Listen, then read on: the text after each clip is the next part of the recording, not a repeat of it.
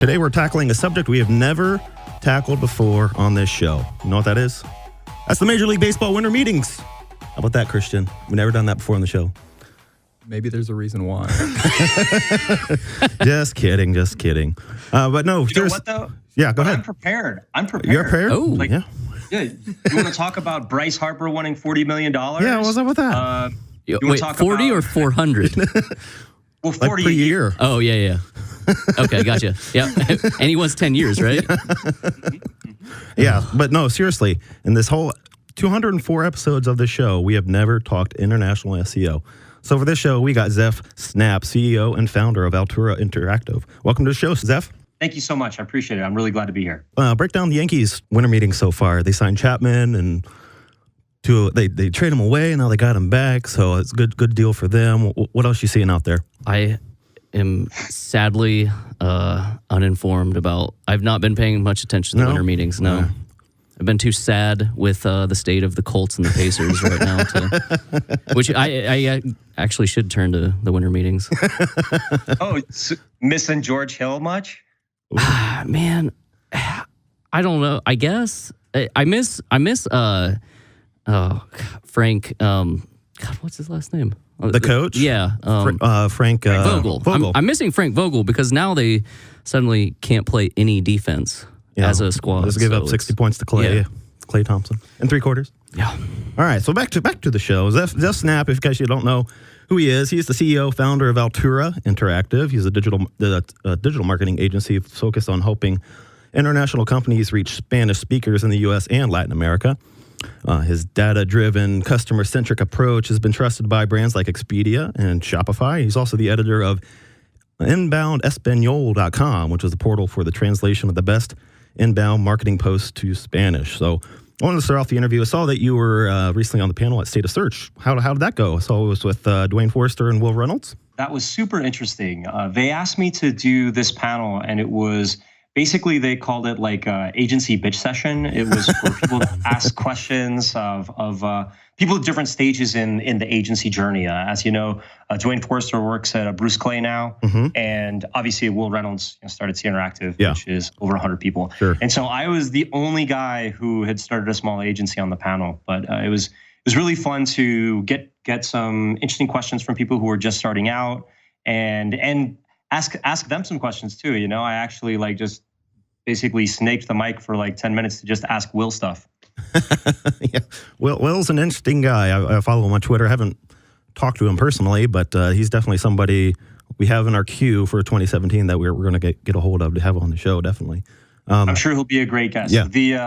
The thing about both of them is I don't know if you've met Dwayne, but he also is very much a talker. Yeah. And so when people ask me about that panel, I said, well, if I get a word in edgewise, it'll be fun.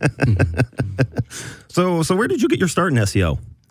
So I started in SEO about 7 years ago. I was working remotely for a company in the U.S. that had opened a branch in Mexico. And they'd hired me to be the head of sales, and eventually they put marketing on my plate as well. And as part of that, I had to deal with SEO. And so I was soliciting audits, and the first 2 people that I talked to were Rhea Drysdale from Outspoken Outspoken Media and AJ Khan from Blind 5-Year-Old, which looking back on it, the fact that those were the 2 people I talked to is pretty incredible because they're both legends at this point. And then I started looking into, because I'm as much an entrepreneur as I am a marketer, and I started looking to see who was doing this for international clients, and specifically focusing on Spanish speakers because I'm bilingual and bicultural. So when I saw that the answer was there wasn't very much being done, I said this is an opportunity, and I started kind of building it as a side business, and then hired employees, and now we've got 12 people working in a beautiful old casona downtown in my city with a central courtyard, and we've been fortunate to work with some really great clients, and that's sort of how I got my start. Cool. So where did the kind of the idea come to start? The Spanish digital marketing agency is kind of unique. Where did that idea come from? Well, basically, I just saw a gap in the market, right? Like there weren't a lot of agencies that were focused on SEO specifically for Spanish speakers that work with international companies. So there are Mexican companies, there are Spanish companies, and there are companies in the U.S. that are multicultural shops. But there are very few that basically can take the English stuff and turn into Spanish without it being translation. Mm-hmm. Basically what we call transcreation. So taking content initiatives and branding and personas and adapting all of that to local markets and to reach Spanish speakers in the US and Latin America was something that just wasn't being done very much. Now there's a bunch of companies that have kind of sprung up that do what we do. But I like to think they don't do it quite as well. So I take it then your team is well staffed enough to, or I guess knowledgeable enough to differentiate, like the Mexican Spanish versus Argentine Spanish, and so on and so forth. Absolutely, and that's like as you say, there's one part of it is like a skill set that you have because you're a linguist, because you're someone who knows the differences between grammar, because they are very different. Sure. But also we do employ outside editors to review work to make sure that the writing is as it should be. Now, the other thing that I compare it to is it also depends on what your branding looks like, right? Like if you're going after a specific country, like for example, GoDaddy, you had Garth on your mm-hmm. podcast a few weeks ago. Well, they have country specific sites, right? So they're going after Argentina and Mexico and Spain and a bunch of others. So they need country specific content. It always has to be country specific. But you look at another company like Shopify, and their focus is global. And so because they're not worried about physical location. For them, a customer is a customer no matter where they come from. So there you can afford to be a little bit more country agnostic. And even if your tone is going to lean in one direction, it doesn't mean that other people aren't going to be interested in it. What we've generally found is that there are such big gaps in content because I don't know if you guys know this, but over 90% of the web is in English still. Yeah, sure. And so for people who want to read about things, who want to learn about different areas that they don't understand, that the content doesn't exist for them, I kind of compare it to like if you don't really need a different website, if you're a company in California that's trying to sell to Texas, right? Like we can talk to each other still, we can communicate still, even though the dialects are going to be different. Some people would argue that Texan is a different language altogether. Where does somebody start? So, I mean, with our clientele that we haven't really had to deal with this issue. So sure, it's a matter of time before some of the lawyers in town just want to start hitting that Hispanic market that's here in Indianapolis. Where do you start? Obviously, like as you guys know, as SEOs, like the sooner you start, the better. Yeah. Just in general, and as soon along in the process as possible, right? Like it's always better if we have a client come to us and say, "Hey, we'd like to build a website in Spanish. How do we get started?" Rather than, "Hey, I built this thing. Like, how do we fix it?" Mm-hmm. So generally, you want to start in the planning stages if you can, and you want to start with the same things that you would start with in English. So you want to start with keyword research, persona development, content gaps. Like how much of the market is there a market for what you're doing there? How is the market going to arrive there? Or is it a straight conversion play where people are going to arrive on your site in English and then are going to be more comfortable in Spanish, so they're going to go there? Or is it going to be a search play? Or as you guys probably know, like Facebook has a seriously high penetration rate in the Spanish-speaking community. There are entire chunks of countries in Latin America where people think that Facebook is the internet. So you go, okay. People. Well, yeah, I mean, like when your first device is a mobile phone, and like it's WhatsApp and Facebook are like the first two apps that come preloaded. Yeah. Then for you that is the internet, right? Yeah. So what ends up happening is if you can start in the planning stages, that's obviously best. We get a lot of projects where people come and they're like, "Hey, somebody built me the site. Can you fix it?" And then we just look at it in facepalm and we're like, "You're gonna have to start over." Yeah. Right? Because it's so bad. A lot of people who depend on machine translation or change tenses in the same page or the same paragraph, things that are just bad for user experience. And I mean, forget the targeting stuff. Like I'm sure you guys run into when you do auto work where you're like, wow, that term's just wrong, right? Like it's not even close. I have sort of a bit of a technical question, I guess. So if you bring on a client, do you typically recommend one way or another versus say, if they're going to start an in-language domain, would you recommend, okay, let's get the country-specific domain, .com.mx, or are you going like foldering with like the hreflang tagging, or does it kind of depend on the circumstance, I guess? Well, so basically, and any international SEO who has any experience at all is just going to tell you it depends, which is a terrible answer. So I'm going to go a little bit deeper. Sure. Good. So okay. So let's take the case of the lawyers in Indianapolis, right? Yep. They're not targeting based on country. They're targeting based on language.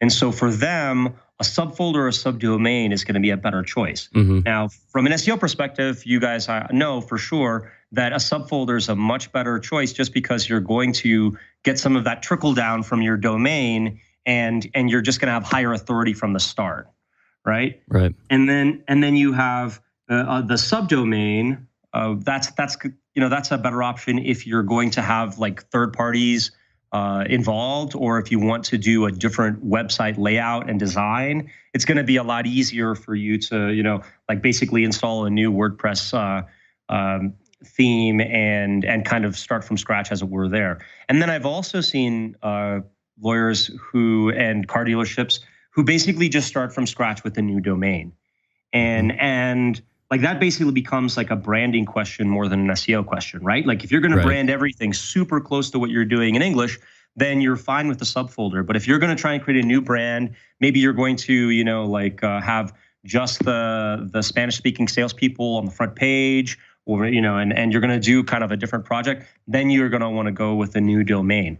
Now, as far as like when you're going international, again, like I think the most important situation when you want to get a CCTLD, for those who don't know, CCTLD is a top-level domain that's for specific countries. So .es for Spanish, .mx for Mexico, .uk for the Brits, and like basically like we were talking offline about a situation where you're working for a hotel brand. Well, you have physical locations in all those places, so you have to have you've got to go find and buy those CCTLDs and have your sites there, because otherwise it's just not going to be as great of a signal. The other thing that I've like as over time I've realized is that especially once you get to like these bigger e-commerce sites or like sites that just have thousands or hundreds of thousands of pages, is it's like a dial, right? Like you might use the CCTLDs right now and it doesn't do anything for you, but if you pull back and you build your domain authority and you create more content and you do all these other things, and then you try that CCTLD again, it might be that you see an uptick there. And because like there's some debate there as to whether CCTLDs are actually like a signal, especially in Spanish, to Google as to whether you deserve to rank higher, or whether that matters more versus hreflang, or whether it matters at all. Because the other thing that you have in Spanish especially is that there are like the premium domain is .com still, right? Like we'd all rather have a .com, and so you have a lot of websites that buy the .com for their brand name or for their keyword .com. And so how do you differentiate between that and the .mx, right? Like who deserves to rank better? So it gets to be a little muddled once you like dig in. It's difficult. Now, so did I just give you a longer version of it depends? That was great. Yeah. But hopefully that gives you a little bit of background on why, right? So how do you keep your branding consistent from English to a different language? Because I remember I watched a quick video you did with Search Engine Journal, and you talked about how certain things that, like the number 7, I think is the reference you used, the number 7 in China. What did you say? What do you remember what I'm talking about there? Yes, I do. The number 7 refers to someone's penis. That's right. So how do you avoid that? I mean, And there's also, man, there's a lot of stuff like that. What's some good ones? Give us some other good ones like that. Oh, okay. So the one I've been using recently is there was a ramen noodle pack that was imported that was called Soup for Sluts. and there's another one. I hate to make all these sexual, but the one that's actually my Facebook profile photo right now is of me standing in front of a slide that I found where Google translated this like regional festival in Spain into the Clitoris Festival. And you know, like, I mean, there's like, if we could do an entire podcast or an entire like presentation where all I did was show translation, right? Like it's just, there's just so many of them. But when you're thinking about keeping branding consistent, I mean, there's a balance there, right? Because also like your customers might be different in other countries. So like, you know, a product that might go after younger users in the United States might go after slightly older users in Latin America because of their acquisition power, right? Or you know, like, so what ends up happening is the one thing is you have to adapt, but the other thing is like maintaining voice. Right, so there's in Spanish there are different forms of address. The main differences being tú and usted. So tú is informal in most countries, not in all, but in most. And as a result, basically, like if you're a younger brand, if you're an informal brand, you're gonna want to go with this informal address. But if you're more buttoned up, if you're more corporate, then you need to have use the formal form of address in order to give your prospective clients the respect that they deserve. And the thing that we find a lot of times is that when companies hire bigger agencies or freelancers, that maybe 2 or 3 people are working on the same project at the same time, and they don't have a consistent voice. So you're going to see like up in the header, it addressed one way, and down in the body, addressed a different way, which obviously is a problem. So the way that we combat that is that with every new project that has like significant content, basically a significant content project, is we create a style guide beforehand. And if they have one in English, that's great. If they don't, then we build one from scratch, and then we translate it back into English so that our client can read and say, yep, this is exactly what I want. This is how it should be. You know, your recommendations are on point, and then we go and write the content, and not before. Really great example of a fantastic style guide, and theirs is just way bigger than most companies need, but it's fantastic, is MailChimp. MailChimp has a really great style guide for writing and a guide to translation specifically, which I think is a fantastic project. Cool. Yeah, I'll have to check that out there. Yeah. Another, when I'm doing research for the show here, did you speak at MozCon this year? Go ahead. I was the MC for day 2 at MozCon this year. I spoke at MozCon in 2014. Yeah, that's the one I saw, and you had a cool tool before I hadn't heard before, Alchemy API. Kind of explain how you use that tool. It was kind of interesting to hear you explain and break that tool down. Absolutely. So Alchemy API actually, I think it was last year, it might have been early this year, they were actually acquired by the Watson project at IBM. Oh, and okay. Yeah, you can still use them as far as I know, but basically I think that's more to how awesome the tool is than anything else. Yeah. Basically, Alchemy API allows you to input a URL, and it pulls out all the relevant information about it. And so for them, they're thinking about entities and emotional keywords, like whether it has a positive connotation or a negative connotation. And basically, it allows you to extract all this information from a page automatically. And when you do that at scale, you know, like what happens a lot to us is like, you know, a client comes to like, hey, we want you to like do an audit of, you know, 30,000 of our product pages, or, you know, of all our social media. And it's like, okay, well, how can we do this in a reasonable amount of time that's, you know, not going to cost them a ridiculous amount of money? And the answer in a lot of cases has been Alchemy API, because we can extract that information, get the keywords that they're using, and then point out the differences and the changes that we would make to it. It's kind of like, I guess, you know, you could call it screaming frog for empathy and grammar and understanding of language. Yeah, it was pretty cool. Yeah, I mean, I Googled it just to make sure it was still valid because it was a couple of years ago, like it was still a tool. Yeah. So I think you could still use it. But yeah, it was just cool to just see how it kind of broke down each word and had. Yeah, it was just a cool tool. I want to play with it. So while we're talking about cool tools that you can use, I can break down a couple other ones that have really helped us for international. So one is link prospector from Citation Labs. Okay. And basically, I don't know if you guys use that tool in English, but it's basically a footprint tool. It breaks down like all of the advanced queries that you can do when you're doing Google searches to try and prospect. Yeah. And it pulls all those SERPs as well. So basically, instead of going through and having to crawl those SERPs yourself, it just kind of like pulls it in for you. And we help them build the footprints for the Spanish language version of that tool. And that's one of the tools that we use the most to this day. Another tool that we use that's very useful for multilingual is SimilarWeb. And SimilarWeb has a ridiculous amount of uses. It's kind of expensive for an SEO tool. I think the smallest package is like $200 a month. But one of the ways that we use it is when we do a lot of digital PR and outreach.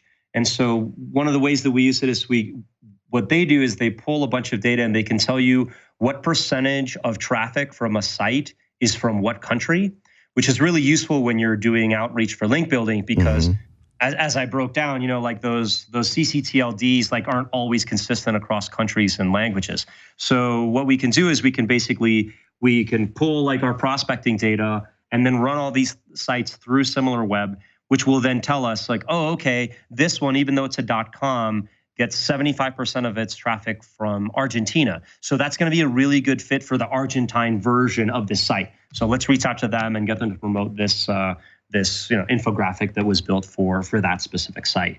And so that's and I mean that tool, like I think my favorite function of it is they actually will show you the search traffic, the percentage wise for specific keywords between you and a competitor. So if you have a higher domain authority than that competitor, you can basically just write a post and snake all their content or snake all their traffic. So going back. Yeah, go ahead. Sorry.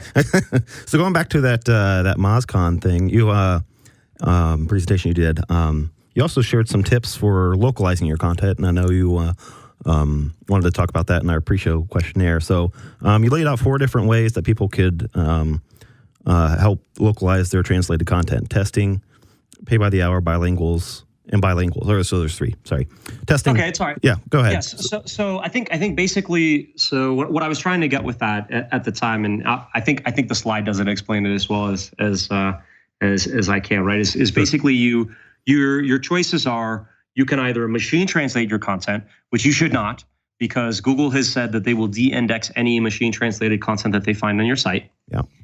Also, it's terrible for users. You can hire freelancers who, as we discussed, the quality is going to be inconsistent. And if you are going to do that, you have to make sure that you have local editors to review the work as well. You can hire a translation agency, which they're getting better. Like there's a lot of like natural language processing and machine learning stuff that's improving, but it's still not quite there yet. But if you're really working on like selling your products or selling your services, then really the people who ought to be translating your content are people who understand how to sell, right? They understand how to pitch what it is that you're doing to the potential customers, just like you would in the US, right? You want marketers like who owning the messaging and the understanding of what your company does and why people should buy from you and not their competition. Okay, very cool. I had a question.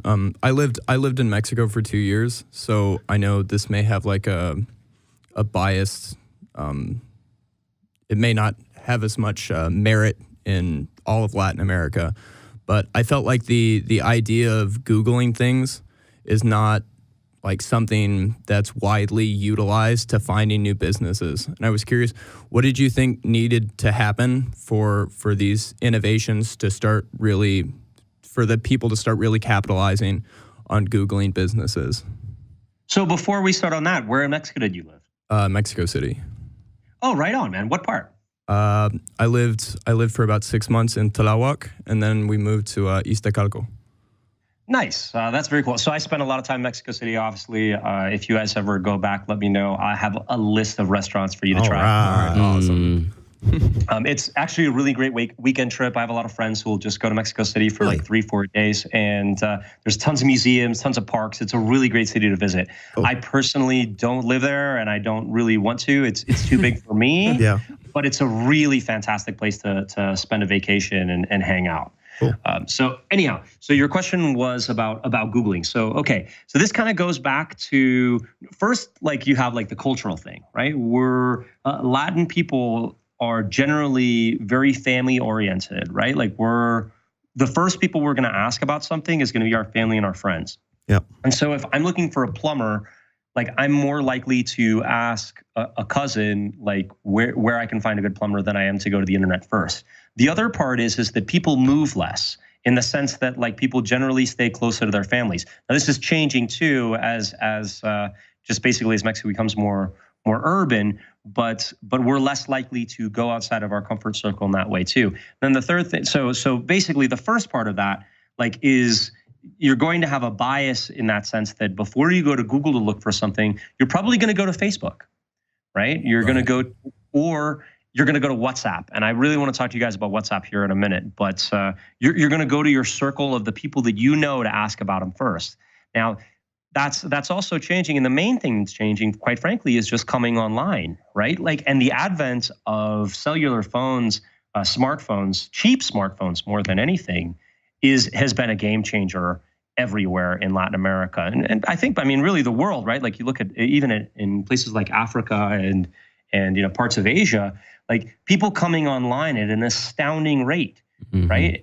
And so, I mean, that's where Google comes into play. But the crazy thing is now is, and voice search is the next thing. Like I know tons of people who use Siri to do their searches, right? So it's, there's whole generations that are skipping steps, right? Like the first thing that I ask prospective employees when they come in for a test day is I say, do you remember what the world was like without Google?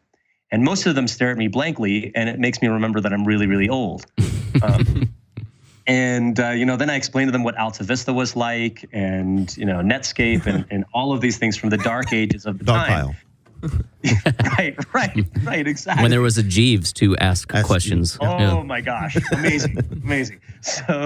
So like they're skipping these steps, and the unfortunate thing is that Facebook search is just so bad. Yes, it is. Right. It's if Facebook ever got their stuff together on that front, like they can basically, you can close shop and call it a day. Most local businesses, at least in my experience, once you move out of like the bigger cities, they don't necessarily need a website, right? If they have, if they're on Google Maps and if they have a Facebook page, then they're good, right? Yeah, and like, I mean, it's useful, but they just don't see a need for it. They go, and then I got to buy the domain and set it up. And the other part that really is a barrier to entry on that side too is that there's just so many shady people, right? And I hate to say it that way, but it's like people look at business owners and they take advantage. And what they end up doing is things like, they're like, oh yeah, I'll build you a website, and you can pay me a monthly fee, and they're like, great. So they pay him, $100 a month or whatever it is to maintain the website, which they never do. And then the time comes and they're like, oh, you know what? Like I really want to do a redesign, or I want to change my website, I want to do some SEO. And it turns out they don't own their website. They don't own their hosting. It all belongs to the person who built it for them. And the person who built it for them is like, you know what? I'll sell it to you. Yeah. And so it's one of those things where people are like, well, if I can build it myself, if I can do this, then I'm just going to do this, and I'm not going to worry about all that stuff. Well, that was. That was a long answer. Sorry. No, It's good. That I think you touched on it a little bit in your last question, but I guess the other experience that I had was a lot of people they shop based on local businesses. So I was wondering, like, how long did you think it would be before these local businesses started actually embracing web marketing like they do here in the US? So it's happening now, especially in urban areas, right?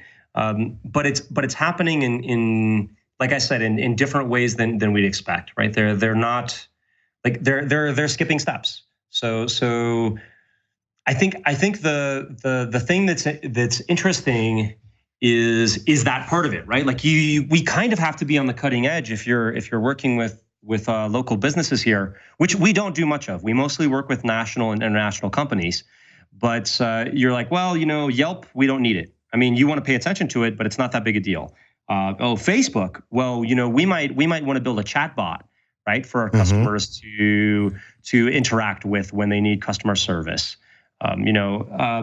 So I think basically it's one of those things where technology, where the cost of technology crosses with the convenience of use, right? Like it's the X and Y axis. And so as soon as something becomes cheap enough and is also easy enough to use, that's the intersection where you need to be. And those are the kinds of campaigns and things that we look to deploy for the companies that we work with.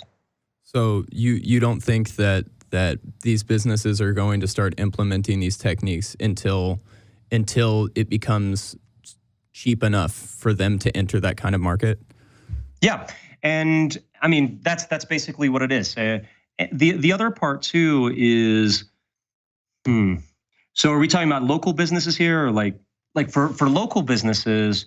I mean, the ones who embrace it early are doing better than the ones who don't. Yeah. But you were talking about lawyers, for example. Yeah. And in the States, lawyers live online, right? Like that's like a huge driver for them. In Mexico, they don't. Lawyers live offline, and the lawyers who are online are just are killing it. Just like Garth was talking about a couple of weeks ago, where you have a guy from Seattle who ranks for everything related to personal injury. Yeah. Right. That's the beauty of it, is it's the Wild West. So like if you can get people to buy in, I mean, you can rule the world, right? Like and that's the other reason that you'll see a lot of copycat startups here. People will be like, oh, that's working in the US, so I'm going to go build a site that does exactly that in Mexico and make a bunch of money. And it works. Are you guys working in, like your agency, are you guys working in Brazil with Portuguese at all, or is that a whole other beast? It is a whole other beast. We have done some projects there, and we've got a couple going right now. It's one of those things where people tend to lump Latin America all into one bucket. It is a very different market, but there's a lot of similarities as well. We do share a similar culture. Although I will say, I have trouble trusting anybody who puts honey in their avocado. Very good. Any other questions before we get on to some fun stuff? Well, go. Yeah, one quick one. We've talked about SEO and that a lot, but as far as social, do you have any recommendations for businesses who are going after both an English and a Spanish language market? If should they, in one Facebook post, should they have the English and the Spanish translations? Should it be two separate posts? How would you recommend kind of going about that? Okay, so there's, again, as usual, the answer is it depends. But for Facebook specifically, you can actually target based on language or country if you want to. So you don't need to do the same text translated in the same post. You can actually just throw out your English stuff to your English audience and throw out the Spanish stuff to the Spanish audience, and neither one will see the other. So for them, you're in great shape. And Facebook has done a great job with multilingual overall. The other thing you can do on Facebook is you can accumulate your likes across all countries and languages, which is a beautiful thing when you want to look really big, right? Yeah. Twitter doesn't allow you to do that. Twitter doesn't really have they don't really have that kind of regional targeting in that way. You can for ads and stuff, but not for accounts. So on Twitter, unfortunately, you basically have to start from scratch with a new account. And the same is true of things like Instagram and stuff like that. Now, we work with a lot of large companies where, like Latino or Spanish is, I mean, it's a pretty small part of their business, even though it's pretty big overall. And so what they'll end up doing is they'll actually end up setting accounts for specific like long-term campaigns that they're going to run.